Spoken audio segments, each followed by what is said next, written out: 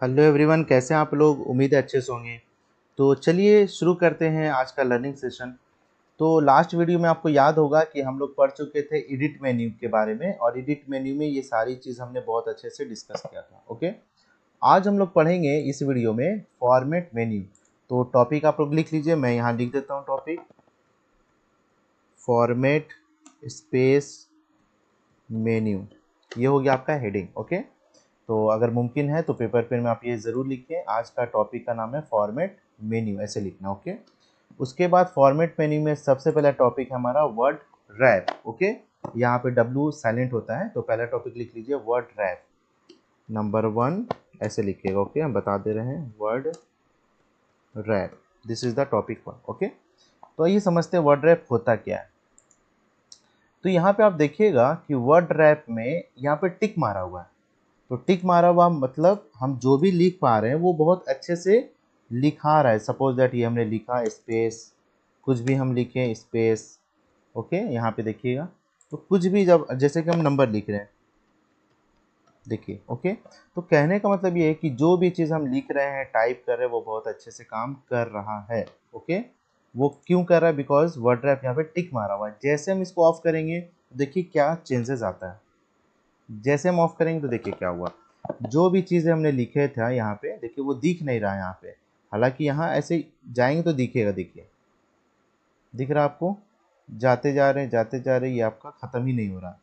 तो कहने का मतलब ये है कि वर्ड रैप का मतलब होता है कि आप जो टेक्स्ट लिख रहे हैं उसका कोई एंड ना हो, इसी को कहते हैं वर्ड रैप। सपोज दैट हम आप कुछ भी लिख रहे हैं, देखिए हम कुछ भी लिख रहे हैं ना, तो इंटर आना, सॉरी, नीचे वाले लाइन में या नीचे वाले पैराग्राफ में जाना चाहिए। याद है ना, हम लोग जब कुछ भी टाइप करते हैं और जब वो पेज या फिर वो विंडो जब फिल हो जाता है, भर जाता है, तो वो ऑटोमेटिक जो है नीचे चला जाता है। ओके, तो इसका मतलब ये हुआ कि हमें वर्ड रैप को हमेशा टिक मतलब ऑन ही रखना है। ये चीज़ हमको याद रखना है। कई दफ़ा स्टूडेंट या कैंडिडेट से ये गलती होती है कि सर हम लिख रहे थे, अचानक से कोई वर्ड या कमांड दब गया और ये सीधा आपका क्या हो गया, ऑफ हो गया। अब उसको लगता है कि नोटपैड में या सिस्टम में प्रॉब्लम है, कंप्यूटर में प्रॉब्लम है।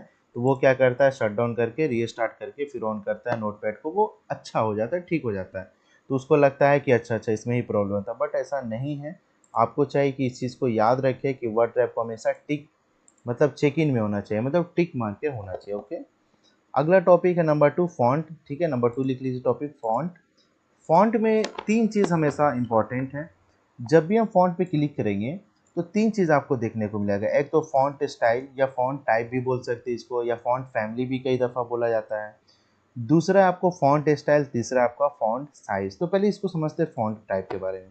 तो यहाँ जब देखिएगा तो बहुत सारे डिज़ाइन है, बहुत सारे स्टाइल्स है, इसी को कहा जाता है फॉन्ट टाइप या फॉन्ट फैमिली। यहाँ पे एक्चुअली ऊपर चलते हैं हम, देखिए ये भी एक डिज़ाइन है, इसको देखना है। This is the sample. Sample मतलब जो भी आप अप्लाई करना चाह रहे हैं वो पहले यहाँ दिखेगा आपको। चलिए कुछ नया डिज़ाइन ये वाला करते हैं। ओके, यहाँ पे स्टाइल है, रेगुलर कर सकते हैं, ऑब्लिक कर सकते हैं, बोल्ड कर सकते हैं, या बोल्ड ऑब्लिक कर सकते हैं। और यहाँ पे साइज़ को छोटा या बड़ा कर सकते हैं। तो हियर इज़ द सैम्पल। और जैसे हम ओके करेंगे तो देखिएगा पूरा का पूरा आपका जो है जो टेक्स्ट आपने लिखा है वो सारा चेंज हो जाएगा। ओके, इसी को कहा जाता है फॉन्ट स्टाइल। तो फिर से इसको समझते हैं। फॉन्ट में जब जाएंगे तो यहाँ पे पहले तो आप डिज़ाइन पसंद कर लीजिए। सपोज दैट ये अच्छा लग रहा है, इटैलिक कर लीजिए, और इसका साइज़ को थोड़ा सा हम लोग और इंक्रीज़ कर लेते हैं और इसको ओके करते हैं। तो देखिए आपका कुछ ऐसा दिखेगा। करेक्ट, तो इसको याद रखना है, इस चीज़ को याद रखना है कि फ़ॉन्ट में क्या क्या चीज़ आता है। और ये बहुत इफ़ेक्टिव है। अक्सर आपको नोटपैड में, उसके बाद वर्डपैड शुरू करेंगे, देन आफ्टर एमएस वर्ड, तो ये सारी चीज़ जो है आपको इस्तेमाल होगी। एक और चीज़ चलिए इसमें बताते हैं कि मान लीजिए आप ये सारा चीज़ चेंज किए, हालांकि हमने अब जस्ट इसको चेंज किया है, लेकिन अब हमको इसको नॉर्मल करना है, मतलब डिफ़ॉल्ट स्टाइल में, डिफ़ॉल्ट कंडीशन में लाना है। डिफ़ॉल्ट का मतलब जैसे पहले था। तो इसके लिए हमको याद रखना पड़ेगा कि बाय डिफ़ॉल्ट जो होता है दैट इज़ कॉल्ड कैलिब्री। तो हमको यहाँ पे सी क्लिक करना है। सी क्लिक करेंगे तो यहाँ पे आपका कैलिब्री आ जाएगा। और कैलिब्री में अक्सर हम लोग रेगुलर लिखते हैं, और साइज़ जो है कम से कम 14 या 12 लेते हैं। ओके, ये है, आगे चल के पढ़ेंगे इसके बारे में डिटेल में। फिलहाल इसको हम ओके करते हैं तो याद रखिए कुछ ऐसा रहता है। ये काफ़ी छोटा हो गया है, तो क्यों ना हम इसको फॉन्ट में जाके इसको थोड़ा सा 20 कर लेते हैं, तब थोड़ा ठीक रहेगा। देखिए हो गया ठीक। इस चीज़ को याद रखना है, that's come under the format menu, word rap and font. तो इसको आप लोग अच्छे से समझिएगा। उम्मीद है ये वीडियो आपको पसंद आया होगा। फिर मिलते हैं नेक्स्ट वीडियो में।